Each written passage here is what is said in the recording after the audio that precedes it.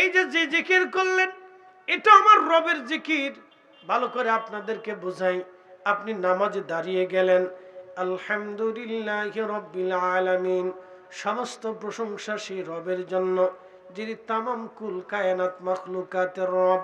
আর রহমানির রহিম, তিনি দয়ালু ও দয়াময়। মালিক ইয়াউমিদ্দিন, তিনি বিচার দিবসের মালিক। ইয়্যাকা না'বুদু ওয়া ইয়্যাকা নাস্তাঈন, আমরা তোমার ইবাদত করি, তোমার কাছে সাহায্য চাই। ইহদিনাস সিরাতাল মুস্তাকিম, আমাদেরকে সহজ সরল পথে চালাও। সিরাতাল্লাযীনা আন'আমতা আলাইহিম, যে পথে তোমার নিয়ামত প্রাপ্ত বান্দারা চলে গেছে। কষ্ট হচ্ছে? মুকাদ্দমা যায়নি, সরাসরি ওয়াজ, কারণ রাত বেশি।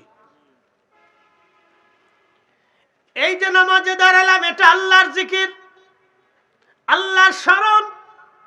মুয়াজ্জিন যখন আযান দেয় আল্লাহু আকবার আল্লাহু আকবার, এটাও আল্লাহর জিকির, আল্লাহর স্মরণ। মুয়াজ্জিন যখন ইকামত দেয় কদ কামাতিস সালাহ কদ কামাতিস সালাহ, এটাও আল্লাহর জিকির, আল্লাহর স্মরণ। ইমাম সাহেব যখন তাশাহুদ পড়ে, এটা আল্লাহর স্মরণ। বন্ধু, এইগুলি আল্লাহর জিকির। খুব ভালো করে শুনে যাবেন। নামাজ শেষ হয়ে গেল, আমরা দোয়া শুরু করলাম।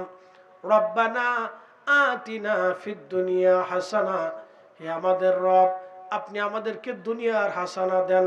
ওয়াফিল আখিরাতি হাসানা, আমাদেরকে আখিরাতের হাসানা দিয়ে দেন। আমরা দোয়া শুরু করলাম। বলেন তো চাইলাম আমরা কার কাছে? না না, জোরে বলেন কার কাছে? খালি দোয়াটা জিকির হলো কার? না, জোরে বলেন কার? বুঝাইতেছি। এই দোয়া আল্লাহর জিকির।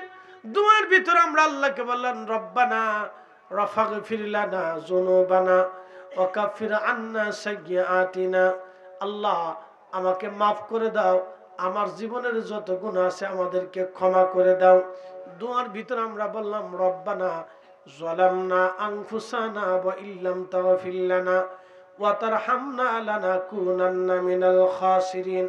ওগো আমাদের রব, আমরা আমাদের নফসের সাথে জুলুম করে ফেলছি, নামাজ ছেড়ে দিয়েছি, রোজা ছেড়ে দিয়েছি, গুনাহ করে ফেলছি, অপরাধ করে ফেলছি, নিজের নফসের সাথে অপরাধ করছি, আল্লাহ মাফ করে দাও।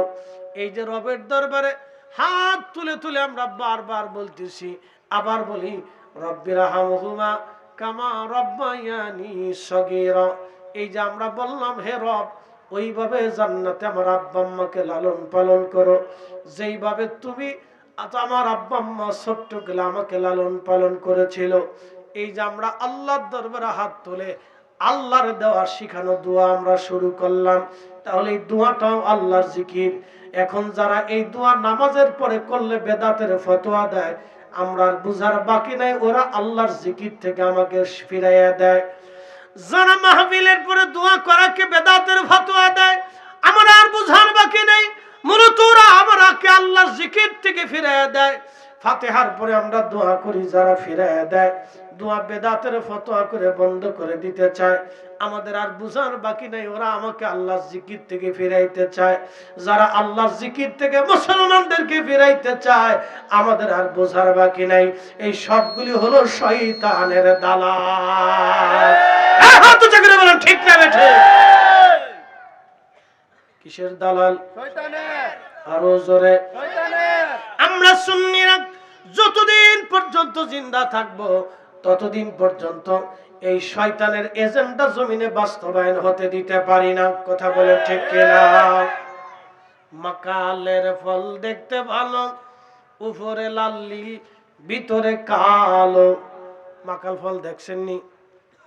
মাকালের ফল দেখতে খুব বাহিরে সুন্দর দেখা যায়। আমাদের বাচ্চারা মাকালের ফল কোনোদিন দেখে নাই। আমাদের বাচ্চারা গাব ফল দেখে নাই, পিস ফল দেখে নাই, আর বহু ফল আছে ওরা দেখে না। বলে ওই সমস্ত গাছগুলি আমাদের বন জঙ্গল থেকে হারিয়ে গেছে, জঙ্গল কমে গেছে, মানুষের সংখ্যা বেড়ে গেছে। আগে জঙ্গলে গেলে জিন পাওয়া যাইত, এখন জঙ্গলে গেলে জিনও পাওয়া যায় না। বলে কারণ কি? মানুষের ভয়ে জিনেরা পালাই গেছে। ঠিক আছে না? জিনও ডরে আছে, যেহেতু মানুষ ফালাই, আমি এই এলাকার ভিতরে থাকার দরকার নেই। খুব মনোযোগ দিবেন। মাকাল ফল দেখতে খুব সুন্দর দেখা যায়, ভিতরে কালো দুর্গন্ধ, বাহিরে ফিটফাট চরম সুন্দর দেখা যায়। মাকালের ফল দেখতে ভালো, উপরে লাল নীল ভিতরে কালো। ওরে সারা জীবন এমনি গেল দয়াল, খাইতে আমরা পারলাম না। যার ভিতরে নাই রসুলের প্রেম, তার সাথে ভাব রাইখো না। শুনে যাবেন বীর পাশাপাশি, খুব ভালো করে শুনে যাবেন। দুরূদ শরীফ শুরু করলাম, মিলাদের দাওয়াত দিলাম। ও আল্লাহর বান্দারা, আজকে বীর পাশা আব্দুল করিম মিয়ার বাড়িতে, আমার বাড়িতে আপনাদের দাওয়াত। দাওয়াত আপনি দিলেন, প্রথমে এক মুসলমান আরেক মুসলমানকে দাওয়াত দেওয়া, এটা কি আমাদের পীর সাহেব হুজুরের সুন্নত না নবীর সুন্নত?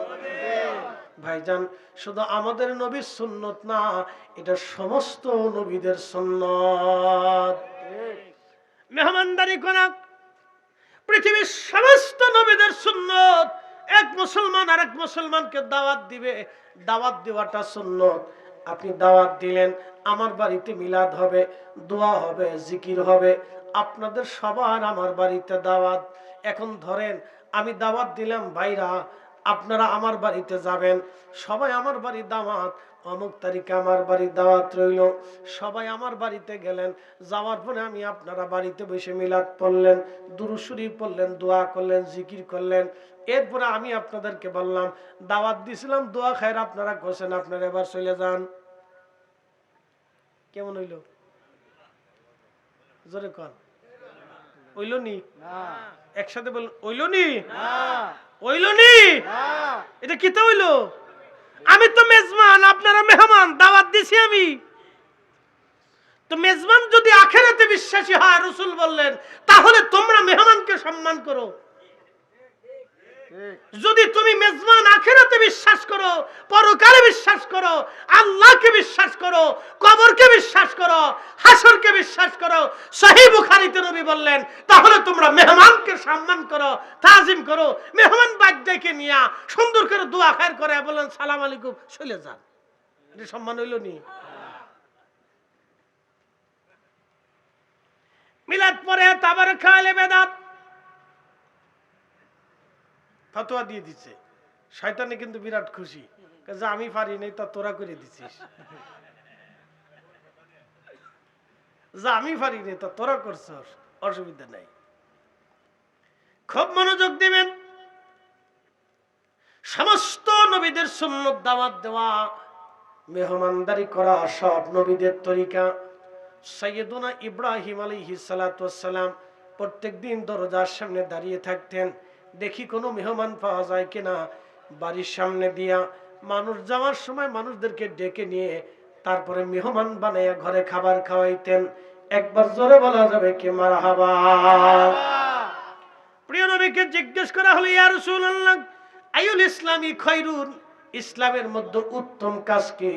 নবীজি জবাব দিলেন, তুতঈমুত তাআম, তোমরা মানুষকে খাওয়াও। আসতে হলো কেন? জোরে বলেন।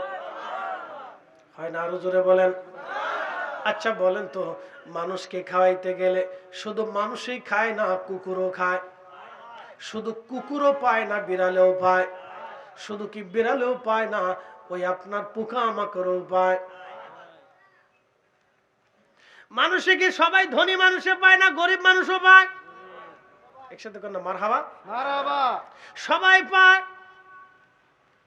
এই জন্য নবী বলেন, তুতঈমুত তাআম, তোমরা খাওয়াও, বেশি বেশি খাও। সাইয়েদুনা ইব্রাহিম আলাইহিস সালাম একদিন দাঁড়িয়ে আছেন, সারাদিন রোজা, ইফতারের সময় ঘনিয়ে গেল, মেহমান তিনি খুঁজে পান না। দেখতেছেন একজন মেহমান হেঁটে হেঁটে হেঁটে হেঁটে যায়। ইব্রাহিম আলাইহিস সালাতু ওয়াস সালাম ডাক দিলেন, মেহমান আসো, আমার বাড়িতে তোমার দাওয়াত, আজকে সন্ধ্যার সময় তুমি আমার বাড়িতে আমার সাথে খাবে। সাইয়েদুনা ইব্রাহিম আলাইহিস সালাম মেহমান নিয়ে রওনা করলেন। মেহমান নিয়ে রওনা করার পরে তিনি বাড়িতে বসলেন, সামনে খাবার, ঠিক খাবার খাবেন, ইব্রাহিম আলাইহিস সালাম বিসমিল্লাহ বলে শুরু করলেন, কিন্তু মেহমান বিসমিল্লাহ ছাড়াই খাবার শুরু করে দিলেন। বিসমিল্লাহ ছাড়া যখন খাবার শুরু করলেন, চেপে ধরলেন, মেহমান তুমি বিসমিল্লাহ বললা না কেন? মেহমান বলে, ইব্রাহিম আমি বিসমিল্লাহ মানি না। বিসমিল্লাহ মানি না। আচ্ছা, কোন হিন্দুকে যদি দাওয়াত দেন, খাবার সামনে দিছেন, হিন্দু কি বিসমিল্লাহ বলে খাবে? না না, তারা তাদের ধর্মের নিয়ম অনুযায়ী খাবে। কথা ঠিক আছে না? মেহমান বলল, ইব্রাহিম আমি বিসমিল্লাহ মানি না। সেদিন ইব্রাহিম বলেন, বিসমিল্লাহ যেহেতু মানো না, তো আমি তোমাকে খাবার দেব না, তুমি চলে যাও। ইব্রাহিম আলাইহিস সালাম মেহমানকে বিদায় দিলেন। মেহমান বের হয়ে গেল। আল্লাহ ওহী করলেন, ইব্রাহিম তুমি কেন মেহমান তাড়াই দিলা? বলে, রব্বুল আলামিন বিসমিল্লাহ মানে না, সেই জন্য খাবার দেই নেই। আল্লাহ বলেন, ইব্রাহিম তার বয়স কত? বলে, সে বৃদ্ধ হয়ে গেছে। বলে, এই বৃদ্ধকাল পর্যন্ত একদিনও সে আমি আল্লাহকে আল্লাহ বলে ডাক দেয় নাই। বলো, এই বৃদ্ধ পর্যন্ত আমি তারে খাবার দিছি না, তুমি তারে দিয়েছ? বলে, আল্লাহ তুমি তো তারে খাবার দিয়েছ। বলে, এই বৃদ্ধকাল পর্যন্ত একবারও আমাকে আল্লাহ বলে মানলো না, তারপর আমি যদি খাবার দিতে পারি তাহলে তুমি কেন দেবা না? একসাথে কন্যা আল্লাহু আকবার। আরো জোরে জোর হয় না কেন? হিন্দু যদি আপনার বাড়ি আসে তাহলে তারাই দেবেন কি? আসতে কোনকে খাবার দিবেন কি দেবেন না? সে তো আপনার মেহমান, অবশ্যই আপনি তাকে সম্মান করবেন, খাবার দিবেন। অন্য ধর্মের হোক, তাতে কি হয়েছে? মুসলমানের উগ্রতার জন্য অন্যান্য ধর্মের মানুষ আমাদেরকে আজ পছন্দ করে না। কি কথা কন না কেন? হিন্দু দেখলে মালুন বলে গালি দিবেন। মালুন বলে গালি দেওয়ার কারণে তারা চিন্তা করে মুসলমানের কাছে আমিও নিরাপদ, এই জন্য আমি তার কাছে যাব না। খাজা বাবা আজমিরে দাওয়াত দিলেন, শুধু তিনি দাওয়াত দেন নাই, শুধু তিনি কারামতি দেখেন নাই, তিনার ভিতরে আদর্শ ছিল। আমার রসুলের আদর্শ থাকার কারণে লক্ষ লক্ষ হিন্দুরা তার কাছে কালেমা পড়ল। শুধু কালেমা পড়ে নাই, আজও পর্যন্ত খাজা বাবার মাজারের সামনে হিন্দুরা যে দাঁড়ায় থাকে, আশা কিছু পাওয়ার আশায়। কথা কন না কেন? ঠিক কিনা? তাহলে বলেন, ইসলাম কি অলিদের কাছে নিরাপদ না ওয়াহাবিদের কাছে নিরাপদ? আসতে হয়ে গেল না? ডরাই ডরাই কইতেছেন মনে হয়। কাদের কাছে নিরাপদ? আরো জোরে জোর হয় না কেন? জোরসে বলো। অলিদের কাছে ইসলাম নিরাপদ। ভালো করে শুনে যাবেন, অলিদের কাছে ইসলাম নিরাপদ।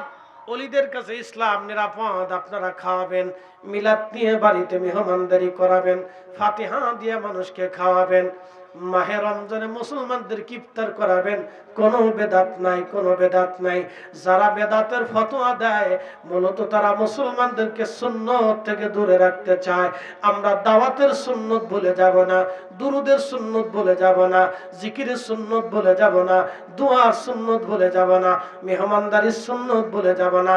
দাওয়াত দেওয়া এক সুন্নত, কোরআন শরীফ তেলাওয়াত করা আরেক সুন্নত, এরপরে আপনি জিকির করা আরেক সুন্নত, দুরূদ শরীফ পড়া আরেক সুন্নত, এরপরে দোয়া করা আরেক সুন্নত, তাবারক খাওয়ানো আরেক সুন্নত। মিলাদ শরীফ যদি বাড়ি থেকে বন্ধ করে দেন তাহলে 6টা নেকির কাজ বাড়ি থেকে বন্ধ হয়ে যাবে। আর মিলাদ শরীফ যদি চালু থাকে তাহলে 6টা সুন্নতের কাজ চালু থাকবে, 6টা নেকের কাজ চালু থাকবে। আমরা নেকের কাজ বন্ধ হতে দিতে পারি না। হাত উঁচা করে বলেন, ঠিক না বেঠে? বুঝাইতে পারছি? মিলাদ চলবে? চলবে। ডরে ডরে কোন মিলাদ চলবে? চলবে। খাওয়া দাওয়া চলবে? চলবে। দুরূদ চলবে? চলবে। কোরআন খতম চলবে? চলবে। কারো ফতোয়ার দরকার নাই, আল্লাহর ফতোয়াই যথেষ্ট। কথা ঠিক আছে নি? কার ফতোয়া? আল্লাহ কোথায় ফতোয়া দিছে এবার আপনাদেরকে শুনেছি। আল্লাহ কেমনে ফতোয়া দিছে দেখেন। আল্লাহ ওয়াজ করলেন, ফামান ইয়ামাল মিসকালা যাররাতিন খায়রান ইয়ারা ওয়া মান ইয়ামাল মিসকালা যাররাতিন শাররান ইয়ারা। অনুপরিমাণ যদি নেকের কাজ করো প্রতিদান আমি দিয়ে দেব, অনুপরিমাণ গুনার কাজ করলে তার প্রতিদান আমি তোমাকে দিয়ে দেব।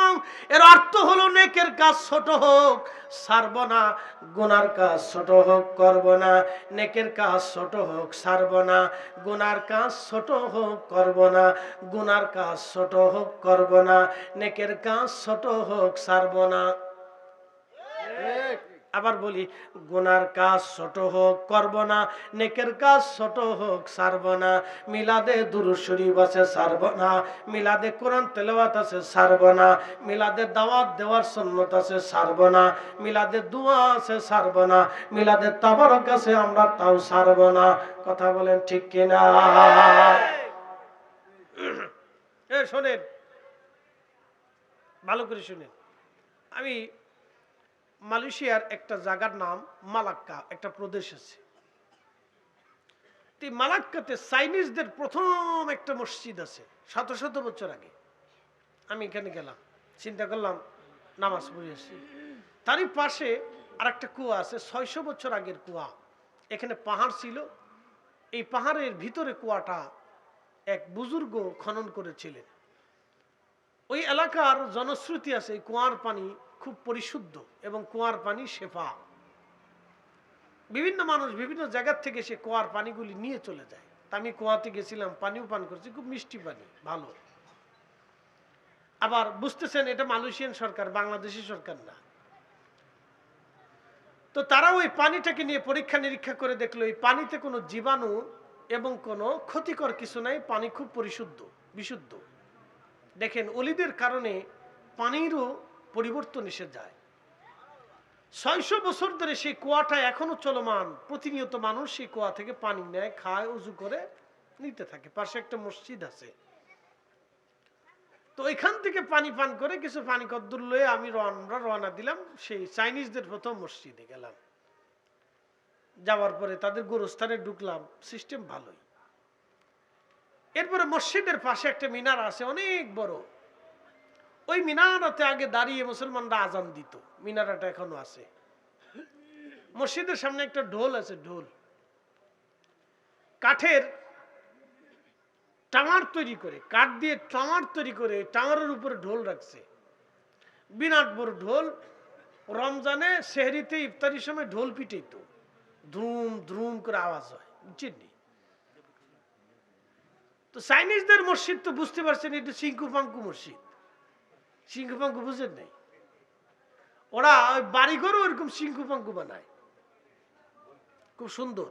চাইনিজ, জাপানিজ, কোরিয়ান, এরা বাড়ি ওই চিঙ্কু পাঙ্কু করে তৈরি করে। থাই, ওদের অঞ্চলের বাড়িঘর এরকম খুব ঢকপট করে কাঠ দিয়ে খুব সুন্দর করে চিঙ্কু পাঙ্কু করে বানায়। তো মসজিদ ওইভাবে বানাইছে, বহু বছর আগের মসজিদ, কাঠ দিয়ে বানানোটা ওখানেও আছে, দারুণ চমৎকার। তো নামাজ পড়ছি মসজিদে, খুব ভালোই লাগলো। মেহরাব টেরাব দিয়ে খুব সুন্দর লাগছে, কাঠ কুট দিয়ে বানানো, সব কাঠের কাজ, দামি দামি কাঠ। সে বসতে বসতে শত শত বছরে কাঠের কিচ্ছু হয় নাই। তো এই মসজিদে নামাজ শেষ করার পরে বের হওয়ার পরে দেখি বড় বড় ডেকসি। কি ব্যাপার, ডেকসি কে? এরা মানুষে খাওয়ায়, কোন সময় নামাজের পরে, প্রত্যেক জুমার পরে খায়। তা আমার মনে পড়লো, আমরা ছোটকালে আগে যখন মসজিদে জুমার নামাজ পড়তে যাইতাম, তো তখন আগে ওই সিন্নি দিত। কি কথা মনে আসেনি আপনাদের? কলা পাতা। হাজি সাহেব, কি পাতা? কলা পাতা। অনকার ছেলেদেরকে যদি বলি কলা পাতায় সিন্নি খাইছ, ও আসাই আগরে থাকবো যে হুজুর কয় কি এটা। তো কলা পাতার উপরে সিন্নি দিত, কলা পাতা নিয়ে কলা পাতার উপরে সিন্নি। সিন্নু মাগার খুব ভালো ছিল, একবার অরিজিনাল দুধ, অরিজিনাল চাই, অরিজিনাল মিষ্টি, কোনো ডুপ্লিকেট নাই। অহন মাঝে মধ্যে দুধ খাই না, পানি খাই না, বুড়িগঙ্গার পানি খাই, বুঝি না। কি কথা ঠিক আছে না ভাই? দুধেও ভেজাল, দুধেও ভেজাল। ওরে বাঙালি, বাপরে বাপ, দুধেও ভেজাল, চিনিতেও ভেজাল, চালির ভিতরেও ভেজাল। এই ভেজালে ভেজালে আপনার আমাদের শরীরও ভেজাল হয়ে গেছে এখন। হ্যাঁ, মাঝে মধ্যে শরীরও ভেজাল। এদেশের বিষের ভিতরেও ভেজাল, বিষ খাইলেও মানুষ ঠিক মতো মরে না। কি কথা খারাপ করেছি ভাই? বিষেও ভেজাল। কি এক আজগবি জাতির ভিতরে বাস করি, এরা বিষের ভিতরে ভেজাল ঢুকে দিচ্ছে যে খা, মরবি রে তোরা।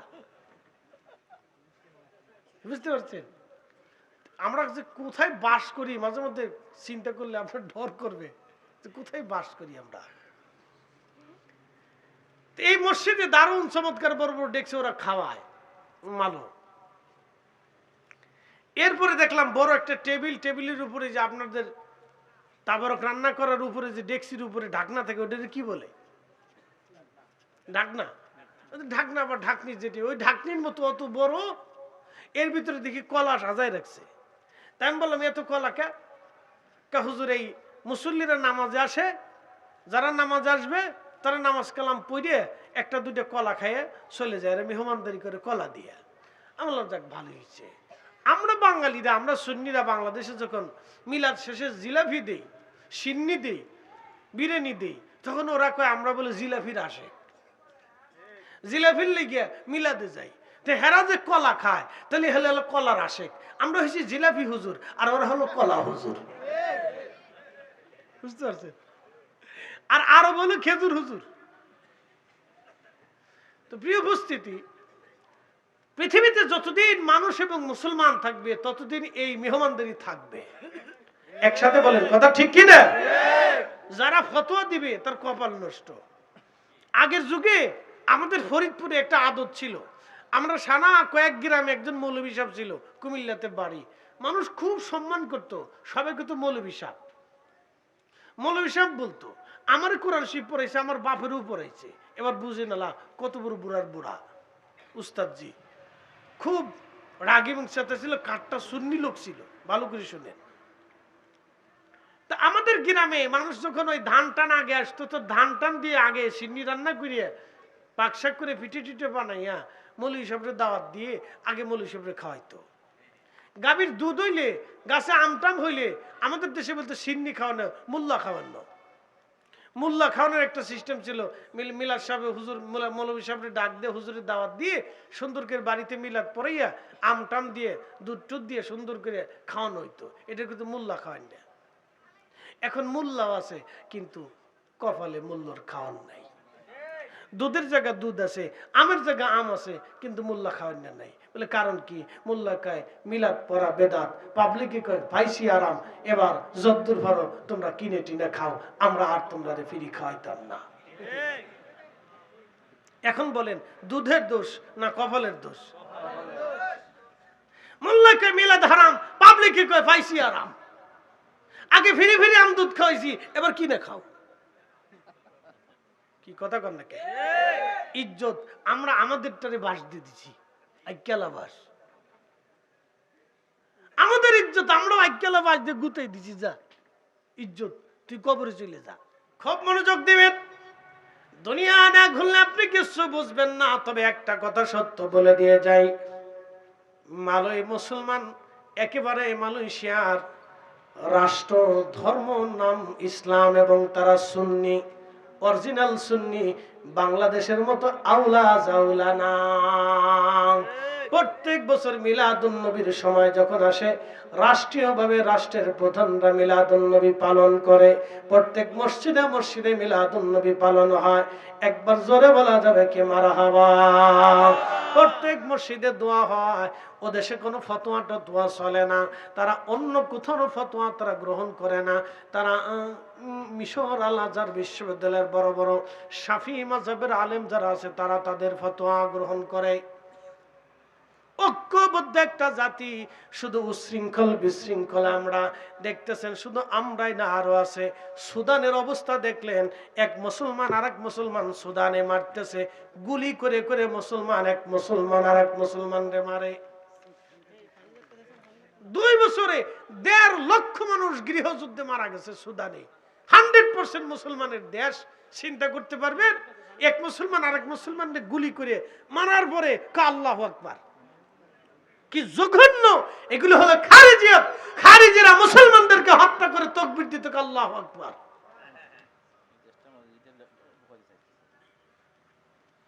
এই দেশের ভিতরে এগুলো আসতে চাইতেছে, আমরা হতে দিতে পারি না। তার উগ্রতা আমরা দেখেছি। রাজবাড়িতে কবর থেকে যখন একজন মানুষের লাশ উঠে পোড়ানো হলো, এটার নামই খারিজিয়াত। কথা বলেন ঠিক কিনা? এইগুলো আসতেছে, দিন দিন আসতেছে, দিন দিন আসতেছে। আপনি বুঝেন, সুদানে গৃহযুদ্ধ, মুসলমানদেরকে সিরিয়াল করে গুলি করে মারতেছে। এক মুসলমান যে যারে মারতেছে তারাও মুসলমান, যে মারতেছে গুলিও মুসলমান। আপনি দেখলে গা শিহরে উঠবে। তারপরে গুলি করে মারার পরে আল্লাহু আকবার, আল্লাহু আকবার, আল্লাহু আকবার। শয়তানে হাসে, বাপ রে বাপ, অতি সব আমার সাথে বড় সিটা। হ্যাঁ, কত নিকৃষ্ট! আপনি ভাবলে গা শিহরে উঠবে যে এক মুসলমান আরেক মুসলমানকে কি করে গুলি করে মেরে আল্লাহু আকবার বলে স্লোগান দেয়। এইগুলি হচ্ছে উগ্রতা। অথচ রব্বুল আলামিন কোরআনুল কারীমের ভিতরে আল্লাহ বলেন, মান কাতালা নাফসান বিগাইরি নাফসিন আও ফাসাদিন ফিল আরদি ফাকান্নামা কাতালান নাসা জামিআ।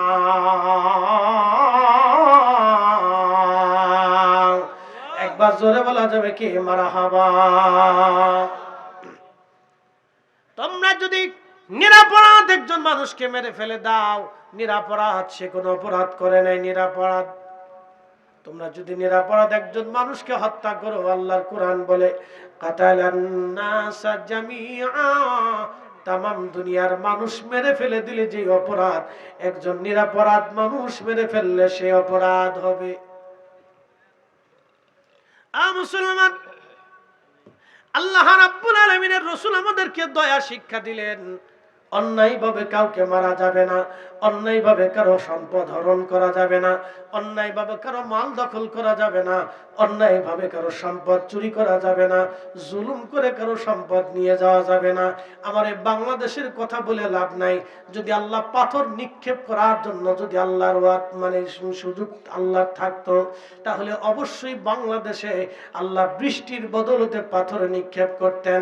শুধু আল্লাহর নবী দোয়া করে গেছেন, আল্লাহ আমার উম্মতকে তুমি পাথর মেরে ধ্বংস করবে না, আমার উম্মতকে আগুন দিয়ে পুড়িয়ে ধ্বংস করবে না, আমার উম্মতকে ভূমিকম্প দিয়ে সমূলে ধ্বংস করবে না।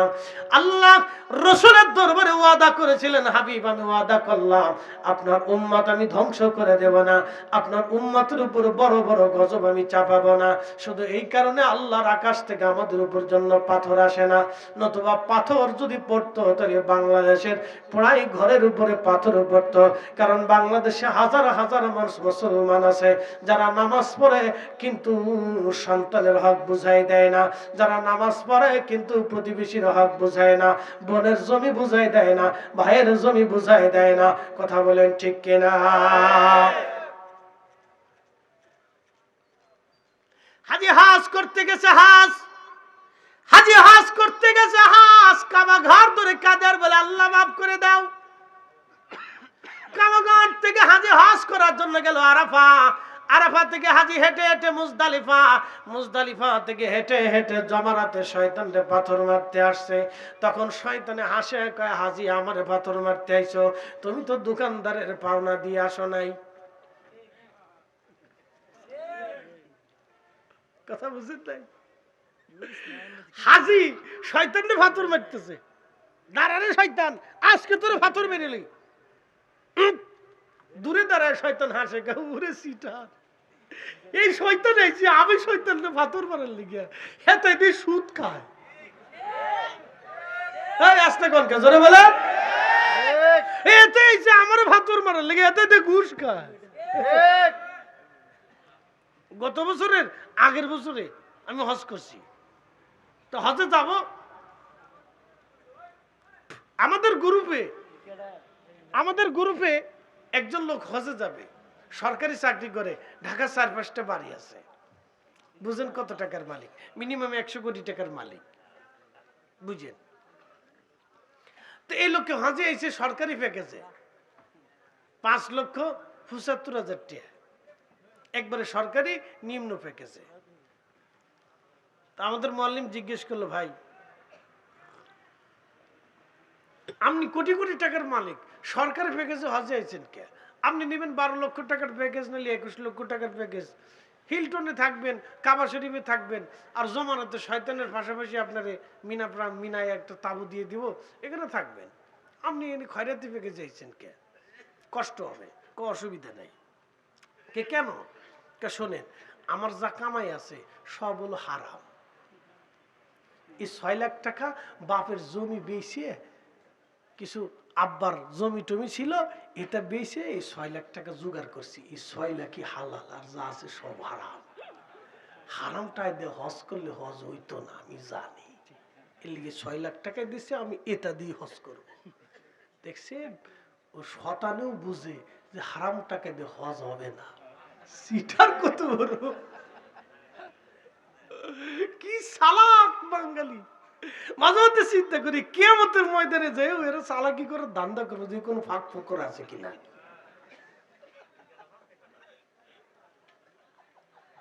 কি এক মুসিবতের দেশে বাস করি, চিন্তা করতে পারছেন? ভাবলে আপনার গা শিরে উঠবে। হসপিটালে গেলে রোগী কাঁদছে, টেকা দেন। হ্যাঁ, মরা রোগী আইসিইউর ভিতরে রেখে দিছে 3 দিন, মরে গেছে কিন্তু 3 দিন আগে। এটা আইসিইউর ভিতরে শুয়ে দিছে, থাক। কথা কন না কে? এটার নাম বাংলাদেশ। 120 টাকার ইনজেকশন 1200 টাকা। কল্পনা করা যায়? সব কিছুর ভিতরে দাম নির্ধারণ করে দিছে, খালি ওষুধের প্যাকেটের দাম নির্ধারণ করে দেয় না। আস্তে কোন কেন জোরে বলো। সব কিছুর দাম, এটার দাম নির্ধারণ করা আছে না? নাই। কো এটা কো দাম কত? এই যে এখানে 75 টাকা। একটা টিস্যুর বক্সের দাম নির্ধারণ করা আছে, তো ওষুধের গায়ে গায়ে দাম নির্ধারণ করা থাকবে নাকি যে একটা ট্যাবলেট 60 টাকা, এক ট্যাবলেট 2 টাকা? এখানে নাই। ওষুধ কিনছেন, টুট টুট টুট টুট টুট টুট টুট করে টিপ করে দিয়ে 1200 টাকা বিল হইছে। কি কথা কন না? এখানে এর ভিতরে কি আছে না আছে কেউ তো খুঁজে না। রোগী মরে যাইতেছে, চিন্তা করে এত টাকার চিন্তা তো করে আবার রোগী ওষুধ খাওয়াইতে হইব আগে। এই জন্য টাকার হিসাব করে না যে কোন বড়ি কত টাকা ধরছে। অনেক রোগী তো হিসাব করে না। আমি জীবনে তো হিসাব করিনি, এত সময় নাই তো। কিন্তু গার ওষুধের ভিতরে লেখা থাকলে তখন সে বুঝবো যে এটা এত এত দাম। দুনিয়ার এত কিছুর দাম ওষুধের মানে গায়ে লেখা থাকে, খালি ওষুধের বেলায় দাম লেখা থাকে না। বইয়ের গায়ে, কিতাবের গায়ে দাম লেখা থাকে, খালি ওষুধের গায়ে দাম লেখা থাকে না। তার মানে বোঝা গেল বগি যোগী আছে।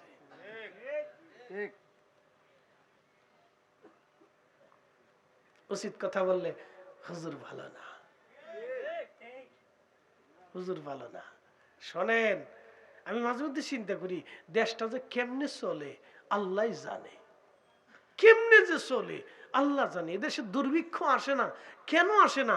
এই মাটির নিচে অসংখ্য অলিরা ঘুমাই রয়েছে, আল্লাহ শুধু তাদের কারণে আমরা দুর্ভিক্ষ দেয় না। এতো দুর্ভিক্ষ আসার কথা তো, এত দুর্নীতি হইলে দেশ থাকে নাকি? বাপ রে বাপ, কল্পনা করা যায়? সাল পর্যন্ত চুরি করে নিয়ে চলে যায়।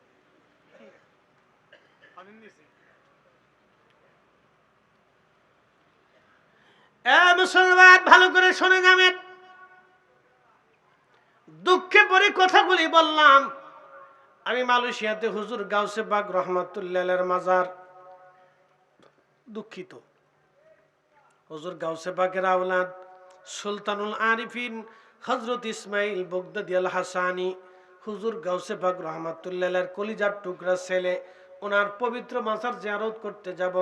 মালাক্কা সাগরের ভিতরে একটা দ্বীপ আছে, দ্বীপের নাম পোলাও বুসার।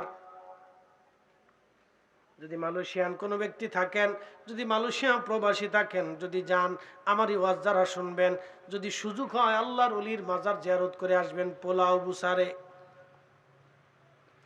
হুজুর আওলাদে রাসূলের পবিত্র মাজার জিয়ারত করার জন্য রওনা দিলাম। আহা, স্পিড বোটে উঠবো। সাগরে স্পিড বোট উঠার আগে আমরা এই ঘাটে যাইয়া অজু করলাম। অজু করার পরে চিন্তা করলাম অজু গোসল করে পাক পবিত্র হয়ে তারপরে যাব। ওয়াশরুমে গেলাম, ওয়াশরুম থেকে বেরোচ্ছিলাম, এরকম একটা টেবিল পাতা, এত বড় সুন্দরের চেয়ে বড় একটা বাক্স রাখা, বাক্সের ভিতর রিঙ্গিত টাকা ফালানো আছে। আমি বললাম ব্যাপার কি, এত টাকা এরা কি ভিক্ষা করেনি? হুজুর না, এদেশে ভিক্ষা টিক্ষা নাই, ভিক্ষার সিস্টেমও নাই। এরা এই টাকাগুলি দিয়েছেন, আপনি যে ওয়াশরুম করেছেন সেই জন্য তো কিছু টাকা দিতে হবে। আমি বললাম কত দেওয়া লাগবে? বলে 1 রিঙ্গিত দিলেই হবে। আমি 1 রিঙ্গিত টাকা দিলাম। আমি বললাম যে টাকা নিবে সে কো, যে টাকা নেবে সে কো। বললো যিনি টাকা নিবে তিনি নাই, কিন্তু আমি টাকাও আছে, বাক্সও আছে। আমি বললাম যিনি টাকা নিবে তিনি নাই। এটা যদি বাংলাদেশে হতো, কয় বাংলাদেশে হলে হুজুর টাকাও যাইতো, বাথরুমও খুলে নিয়ে চলে যাইতো।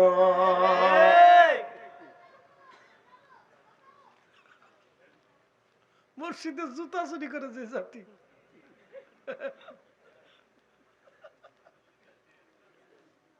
ওয়াজ কারে শোনাবেন? বহু ওয়াজ হয়েছে দেশে, হাজার হাজার ওয়াজ হয়। ওয়াজ শুনিয়ে মাহফিল থেকে জুতা চুরি করে নিয়ে চলে যায়। গত জুমার আগের জুমা আমার মসজিদের ইমাম সাহেব মাইকিং করতেছে, মিস্টার চোর আপনি ভালো করে শুনেন। ইমাম সাহেব কইতেছে জুমার খুতবা দিব তার আগে, মিস্টার চোর ভালো করে শুনেন, আপনি প্রত্যেক জুমাতেই 2-1টা করে মোবাইল চুরি করে নিয়ে যান, আমার কাছে রিপোর্ট আসে।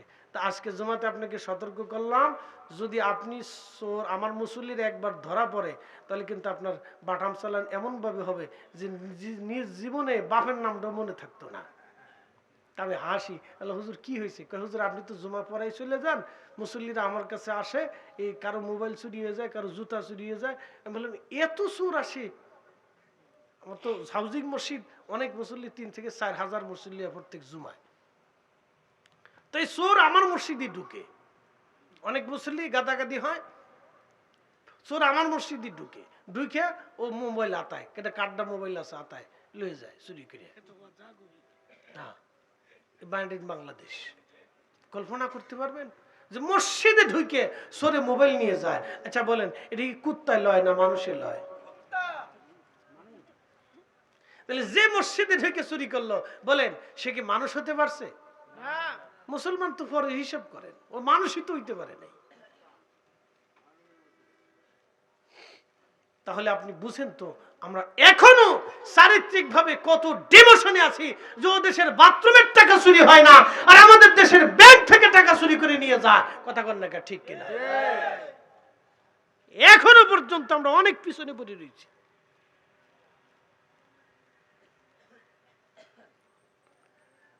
মুসলমান, অথচ এই স্বর্ণ যুগ হওয়ার কথা ছিল মুসলিমদের দেশে, অধিক মুসলমানদের দেশে হওয়ার কত স্বর্ণ যুগ। আজকে অধিক মুসলমানের দেশে মারামারি, কাটাকাটি, খুন খারাপি, গৃহযুদ্ধগুলি অধিক মুসলমানের দেশে বেঁধে গেল। ইরাকে গৃহযুদ্ধ চলে, লেবাননে গৃহযুদ্ধ চলে, ইয়ামানে গৃহযুদ্ধ চলে, সুদানে গৃহযুদ্ধ চলে, সোমালিয়া গৃহযুদ্ধ চলে, এরকম আফ্রিকার অনেক মুসলিম দেশে গৃহযুদ্ধ চলে। বাংলাদেশেও একেবারে কম না, গুতাগুতি, লাথালাথি, পিটেপিটি, লুডো খেলা নিয়ে 2 গ্রুপের মারামারি করে 40 জন আহত হয়। আর আমার ফরিদপুরের সিঙ্গারা খাওয়া নিয়ে সারাদিন মারামারি, নবীগঞ্জের সকাল থেকে সন্ধ্যা পর্যন্ত পিটাপিটি, যে যারে পারে হেরাই পিটায়, শেষ পর্যন্ত জানে না কিসের জন্য পিটাইতেছে, পিটায় খালি পিটায়, কিন্তু জানে না যে কি লেগে পিটায়, কেন মারে কিছু কইতে পারে না। যে মার খায় সে নিজেও জানে যে আমারে কি লেগে পিটায়, যে মারে সে জানে না যে আমি কিসের জন্য পিটাচ্ছি। কি কথা কন না? Made in Bangladesh. কারে ওয়াজ শোনাবো, ওয়াজ কারে শোনাবো, মাঝে মধ্যে চিন্তা করে কি ওয়াজ করবো বুঝি আসে না। অথচ আল্লাহ রসুলের একটা ভয়াবহ হাদিস শুনে যান, সহিহ মুসলিম থেকে হাদিস শুনে যান। আল্লাহর নবী বললেন, আমার উম্মত তোমরা যদি এক ভাই আর এক ভাইকে হত্যা করার জন্য যাও, এবং যে নিহত হবে সেও জাহান্নামী, যে নিহত করবে সেও জাহান্নামী। যে নিহত হবে সেও জাহান্নামী, যে নিহত করবে সেও জাহান্নামী হবে। এই জন্য রাজনৈতিক মারামারি কখনো জান্নাত হতে পারে না, এলাকা ভিত্তিক ক্ষমতার মারামারি জান্নাত হবে না। খুন খারাপি করলে ভালো করে শুনে রাখেন, ওই এলাকা দখল, সে এলাকা দখল, ওই জমি দখল, সেই জমি দখল, আধিপত্যকে কেন্দ্র করে যারা মারামারি করে মারবে জান্নাত হবে না। নবী বললেন, একজন আরেকজনকে যদি অন্যায়ভাবে মারতে যাও তাও জাহান্নামী, যে মারবে সেও মারতে আসছে সেই জন্য জাহান্নামী, যে মারছে সেও জাহান্নামী। সহিহ মুসলিমের হাদিস, ভালো করে শুনে যান। এই জন্য মারার আগে হাত ভালো করে হিসাব করে নিয়েন, বুঝে সুঝে নিয়েন, জান্নাত পাবেন। কেউ কেউ শহীদ হয়ে গেছে, আরে বেটা শহীদ কি বাপ দাদার কেলি ফুদ্দারি সম্পত্তি পাইছত নি? ভালো করে দিন বুঝে দেন। আমরা দিন থেকে অনেক দূরে চলে গেছি, ইসলাম থেকে অনেক দূরে চলে গেছি। নবী শিক্ষা দিলেন কি আর আমরা মানলাম কি? আমরা শুধু রসুল থেকে ঈমান এনেছি কিন্তু আদর্শ আনতে পারি নাই। আপনি যদি ইউরোপে চলে যান, ওদের মদের ভিতরেও ভেজাল নাই। না, মদের ভিতরেও ভেজাল নাই। ভাবতে পারবেন যে একটা অর্ধ উলঙ্গ জাতি, যাদের নারীরা হাফ প্যান্ট পরে রাস্তা দিয়ে হাঁটে, জীবনেও একটা নারীর গায়ে তার অনুমতি ছাড়া হাত ধরতে পারবেন না, ধরবেন তো মারা যাবেন। আর বাংলাদেশে 14 তবকা বুরকা পরেও রাত 8টার সময় যদি এই মাধবপুর থেকে বাসে উঠাই দিয়ে ঢাকা পর্যন্ত পৌঁছানোর চিন্তা করেন, আপনার গা শিহরিবে, চিন্তায় ঘুম হারাম হয়ে যাবে, আমার মেয়েটা ঠিক মতো ঢাকা পৌঁছাইলো কিনা। এই কথা বল না কেন? 14 তবকা বুরকা ভরেও যদি পাঠান, তাও নিরাপত্তা নেই দেশে। আপনি ভাবেন গা শিহরে ওঠার মতো কথা এগুলি। আর ইউরোপে রাত 2টা-3টা পর্যন্ত একটা মেয়েও যদি রাস্তা দিয়ে হেঁটে যায় অর্ধ উলঙ্গ, আপনি স্পর্শ করবেন তো মারা যাবেন। আপনাকে সাথে সাথে পুলিশে ধরে নিয়ে চলে যাবে, প্রেসিডেন্ট ফোন দিলেও ছাড়বে না। বাংলাদেশে তো আইতে নেতা পাইতে নেতা ধমুক দেয়। হ্যাঁ হ্যাঁ, কি কথা কন না কেন? এই চরিত্র যতদিন পর্যন্ত পরিবর্তন না হবে, আল্লাহর কসম করে বলি, আমাদের ভাগ্যের উদয় আকাশে সূর্যের কখনো উদয় হবে না। কথা কন না কেন? জীবনে উদয় হবে না, জীবনে উদয় হবে না।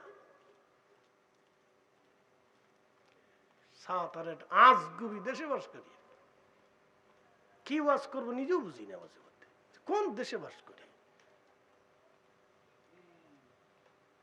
ভাবলে আপনার গা শিহরে উঠবে। আমি মালদ্বীপের হুলেমালে, নাম শুনলে হাসবেন, হুলেমালে। আরেকটা হচ্ছে মালে, রাজধানীর নাম মালে। মালের হুলেমালের মাঝখানে সাগরের উপরে একটা ব্রিজ আছে। এই ব্রিজ পার হইলে আর একটা স্থানের নাম হুলেমালে। নাম শুনলে হাসবেন, হাসেন না, হুলেমালে।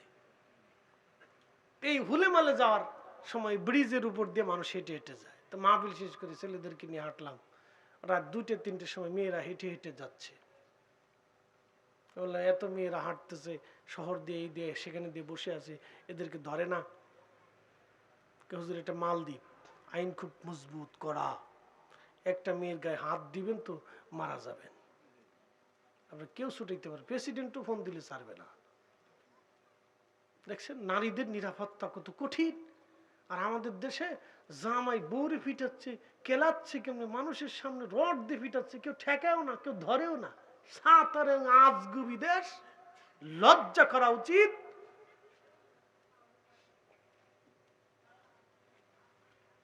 মানবতার মানবিকতা মানুষের হৃদয়ের মধ্য থেকে একেবারে বিন্দু পর্যন্ত নাই।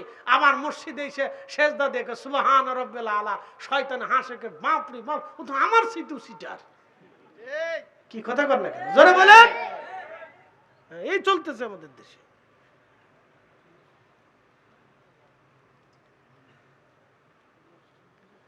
প্রিয় মুসলমান, নবীর আদর্শ থেকে বহু দূরে আমরা চলে গেলাম, বহু দূরে চলে গেলাম। আমরা বহু দূরে চলে যাওয়ার কারণে আজ আমাদের এই পরিণতি। ওয়াজ শুনবেন কি মানবেন কি ভালো করে শুনে যান। ওয়াজ আমি বেশি লম্বা করব না, চলে যাচ্ছি। মেহমানদারির কথা বলতেছিলাম। ইব্রাহিম আলাইহিস সালাম মেহমানদারি করলেন, আল্লাহর খলিল মেহমানদারি করলেন, নবীজির জমানা আসলো। হাজী সাহেব সম্ভবত হজে যারা গেছেন তারা আপনারা খন্দকে গিয়েছেন, খন্দকের ময়দান। এই খন্দকের একটা পাহাড়ে নবীজি যেখানে নামাজ পড়েছিলেন, সেইখানে এখন একটা মসজিদ আছে। যেখানে নবী নামাজ পড়েছিলেন সেই মেহরাব এখনো আছে। বহু হাজি এইখানে যা নামাজ আদায় করে। ওই মসজিদের নিচে আরেকটা মসজিদ আছে, মসজিদে সালমান ফার্সি। এই মসজিদের পরে আরেকটা মসজিদ আছে, মসজিদ আলী। খন্দকে গেলে 3টা মসজিদ আপনি পাবেন। আল্লাহ নবীর একটা মসজিদ, সালমান ফার্সির একটা মসজিদ, হযরত আলীর আর একটা মসজিদ। খন্দকের পাহাড়ের পিছনে আর একটা পাহাড় পাবেন, জাবাল আবু সিলা। জাবাল আবু সিলার ভিতরে, জাবাল আবু সিলাতে ছোট্ট একটা গুহা আছে। এই গুহার ভিতরে নবীজি একাধারে 3 দিন 3 রাত পর্যন্ত সেজদায় পড়ে কাঁদলেন। শব্দটা ছিল ইয়া রব হাবলি উম্মতি আল্লাহ আমার উম্মতের উপায় কি? আমার উম্মত গুনাহ করে ফেলছে। 3 দিন 3 রাত পর্যন্ত নবীজি এই পাহাড়ের গুহায় কেঁদেছিলেন। সেই গুহাটা এখনো আছে। আমি ওইখানে বসে জিয়ারত করেছি। ফেন্সুগঞ্জ আলিয়ার ভাইস প্রিন্সিপাল এবং বিশ্বনাথ আলিয়ার কামিল মাদ্রাসার প্রিন্সিপাল মহোদয়, আমরা 3 জন একসঙ্গে ওইখানে আমরা জিয়ারত করেছি, মিলাদ পড়েছি এবং দোয়া করেছি, কান্না করেছি। নবীজি 3 দিন 3 রাত পর্যন্ত এই উম্মতের মায়া এই পাহাড়ের গুহায় না খেয়ে ক্ষুধার্ত অবস্থায় উম্মতের জন্য কেঁদেছিলেন। অথচ আমরা এই উম্মত নবীকে কিছুই দিতে পারি নাই। আমরা এই উম্মত আল্লাহর নবীকে কিছু দিতে পারি নাই। কথা বলেন ঠিক কিনা? এ বীর পাশার মুসলমান, ভালো করে শুনে যাবেন, আমরা নবীর উম্মত কিছুই দিতে পারি নাই। ওই পাহাড়ের পিছনে একটা বাড়ি আপনি পাবেন। এই বাড়িটা হযরতে জাবের রাদিয়াল্লাহু আনহুর বাড়ি। সেই বাড়িটা এখনো হাজি সৌদি সরকার এটা মসজিদ কমপ্লেক্স করে সুন্দর করে রেখে দিয়েছে হাজিদের জিয়ারতের জন্য, দেখার জন্য। আল্লাহর নবী খন্দকের খাল খনন করতেছিলেন। খাল খনন করতে যায় নবীজি ক্ষুধার্ত। ভালো করে বুঝেন, 10,000 মক্কার কাফেররা ধেয়ে যাইতেছে মদিনার দিকে আক্রমণ করার জন্য। গোয়েন্দা মারফত নবীজি জানতে পারলেন মক্কা থেকে মদিনার দিকে 10,000 বাহিনী নিয়ে আবু সুফিয়ানের নেতৃত্বে বিরাট একটা সৈন্য দল মদিনা আক্রমণের জন্য রওনা হয়েছে। মদিনাতে তেমন সাহাবী নাই, মাত্র 3,000 সাহাবী ছিল। নবীজি সবাইকে ডাক দিয়ে বললেন, বিরাট সৈন্য দল আসতেছে, কি করে প্রতিহত করব তোমরা বলো। তখন সালমান ফার্সি বলেন, হুজুর মদিনা ঢোকার পথে আমরা বড় করে খাল খনন করে দেই যাতে তারা সরাসরি আক্রমণ করতে না পারে। নবীজি বললেন, ঠিক আছে করো। 3,000 সাহাবী নিয়ে নবীজি খাল খনন করতেছিলেন। বিরামহীন ভাবে সাহাবীরা খাল খনন করতে লাগলেন। যত দ্রুত গতিতে খাল খনন করা যায় 3,000 সাহাবী খাল খনন করতেছে যাতে সরাসরি কাফেররা মদিনা আক্রমণ করতে না পারে। এই খাল খনন করার সময় 10 ফিট চওড়া, 10 ফিট ডিপ, 10 ফিট প্রস্থ বিরাট বড় একটা পাথর পড়ল। সাহাবীরা বললেন, ইয়া রাসূলুল্লাহ, এত বড় পাথর পড়েছে, এই পাথর সরানোর মতো কোনো ব্যবস্থা আমাদের নাই।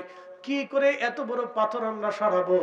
জীবনেও এত বড় পাথর কোনোদিন দেখি নাই। নবীজি বললেন, চিন্তার কারণ নাই, তোমরা আমার সাথে চলো, আমাকে একটা হাতুড়ি দাও।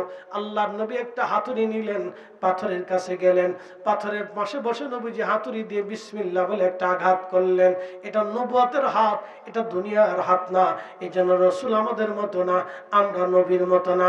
নবীর হাত আমাদের হাতের মতো না, আমাদের হাত নবীর হাতের মতো না। আমাদের চোখ নবীর চোখের মতো না, নবীজির চোখ আমাদের চোখের মতো না। আমাদের জবান নবীজির জবানের মতো না, নবীজির জবান আমাদের জবানের মতো না। কথা বলেন ঠিক কিনা? তোকে ঘুমাইছিনি রে? বড় বড় মুসল্লিরা ছাইয়ে রয়েছে, মুসল্লি শক্ত আছে, কিনা হাফ প্যান্ট কে? আচ্ছা, অসুবিধা নেই, এই বয়সে ল্যাংটা থাকলেও কিছু হয় না, কোনো গুনাহ নেই। একসাথে করেন আল্লাহু আকবার। না যেমনে করছেন মনে হয় যে আপনার ক্ষুধার্ত, ডর নাই। আর এই 5টা মিনিট সময় দেন আমারে, জোরে বলেন আল্লাহু আকবার। না হয় না, আওয়াজটা এরকম হচ্ছে না, মনে হচ্ছে জিমাচ্ছেন নাহলে ঘুমোচ্ছেন। একসাথে চিৎকার মেরে বলে নারে তাকবীর, এটা আওয়াজ হচ্ছে। ডরেন না, ভয় নেই, বেশি দায়িত্ব দিচ্ছে না। এরকম বহু রাত 4 দোকানে বসে গল্পে কাটাই দিচ্ছেন। বাংলাদেশের 4 দোকানে প্রধানমন্ত্রী পাওয়া যায়, রাষ্ট্রপতি পাওয়া যায়, প্রেসিডেন্ট পাওয়া যায়, সেনাপ্রধান পাওয়া যায়, ডাক্তার পাওয়া যায়, ডক্টর পাওয়া যায়, অধ্যক্ষ পাওয়া যায়, প্রিন্সিপাল পাওয়া যায়, শাইখুল হাদিস পাওয়া যায়, মুফতি আজম পাওয়া যায়, পীরে তরিকত পাওয়া যায়। বাংলাদেশের 4 দোকানে কি না আছে কত। আবার বাংলা সিনেমাও দেখা যায়, বাপ রে বাপ, ঢুসুম ঢাসুম ঢুসুম ঢাসুম, ওর দিক তাকাইলে মাঝে মধ্যে বমি আসে। আর ওদের নাম হলো স্টার, তারকা। শয়তান হাসে কা, ওরা যদি তারকা হয় তাহলে আমার আর দোষ কি? একসাথে জোরে বলেন আল্লাহু আকবার, বলেন ইয়া রাসূলুল্লাহ। হ্যাঁ, জিম টিম দিয়ে না, রাত শেষ বুঝছি। আসেন একটু কিয়াম করাইলে, নাহলে আপনাদের জিম লেগে গেছে। আসেন নবীজিকে সালাম জানাইয়া, নবী সালাম